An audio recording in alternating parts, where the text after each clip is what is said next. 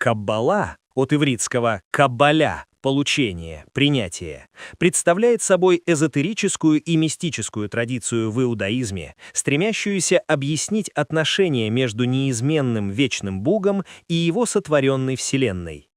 Зарождение Каббалы датируется различными периодами в зависимости от подхода к определению. Согласно традиционным каббалистам, эти знания были переданы Моисею на горе Синай одновременно с Торой и передавались устно из поколения в поколение. Исторически же, первые мистические течения в иудаизме появились в период Второго храма, 516 год до нашей эры, 70 год нашей эры, когда возникли апокалиптические и мистические тексты. Первым значительным каббалистическим текстом считается Сефер Йетсира, книга творения, появившаяся предположительно между III и VI веками нашей эры. Эта короткая, но крайне сложная работа описывает сотворение мира через 32 пути мудрости, состоящих из 10 сефирот и 22 букв еврейского алфавита. Расцвет Каббалы произошел в Средневековье, особенно в XII-XIII веках, в Провансе и Испании. Кульминацией стало появление в конце XIII века Зоара, книги Сияния, приписываемой Рабби Шимону бар-Йохаю, II веку нашей эры, но, вероятно, написанной Моше де Леоном. Зоар стал центральным текстом каббалистической традиции.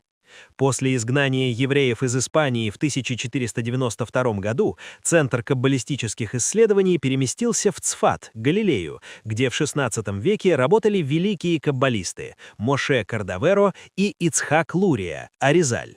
Лурианская каббала произвела революцию в понимании космогонии и роли человека в исправлении мира.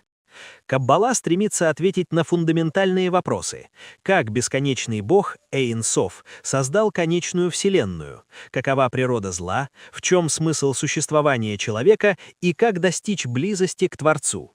Центральная концепция Каббалы — Эйн Соф, бесконечный, трансцендентный аспект Бога, находящийся за пределами любого познания и описания. Процесс творения начинается с Цимцум, концепции, особенно развитой Лурией, согласно которой Бог сократил себя, создав пустое пространство, в котором могла возникнуть Вселенная. Это решает парадокс: если Бог бесконечен и везде присутствует, как может существовать что-то отдельное от Него?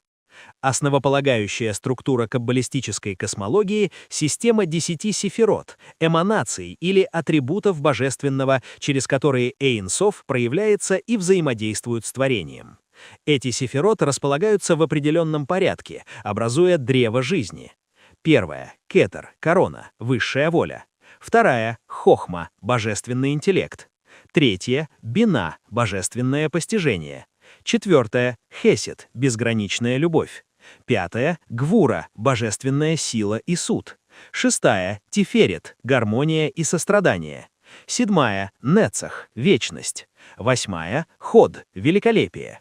Девятая — есод, связь с материальным миром. Десятая — малхут, божественное присутствие в материальном мире. Эти сефирот связаны 22 путями, соответствующими буквам еврейского алфавита. Они не отдельные сущности, а различные аспекты единого Бога, проявляющиеся на разных уровнях реальности. Человеческая душа, согласно Каббале, состоит из нескольких уровней: нефеш — животная душа, руах — дух, нешама — высшая душа, хая и ехида — наивысшие уровни. Душа нисходит из божественного источника в материальный мир для выполнения миссии исправления — тиккун.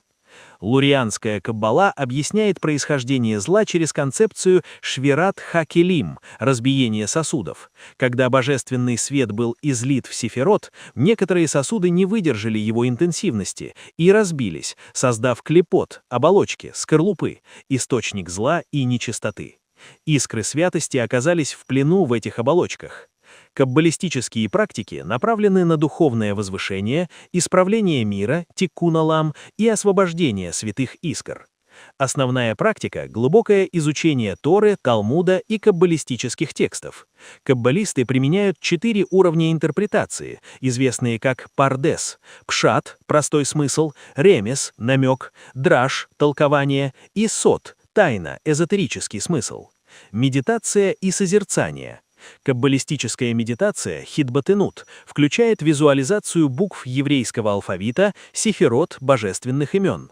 Практикующие медитируют на разные комбинации букв и имен Бога для достижения измененных состояний сознания и духовного подъема.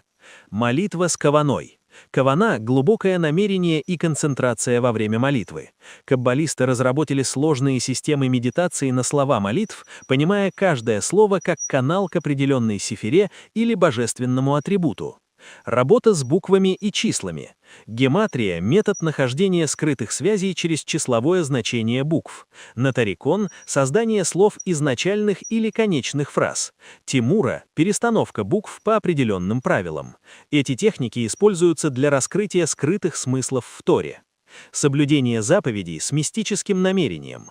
Каждая из 613 заповедей Торы понимается как средство исправления определенного аспекта духовных миров. Лурианская каббала учит, что правильное выполнение заповедей освобождает святые искры и способствует исправлению разбитых сосудов. Тиккун хацот.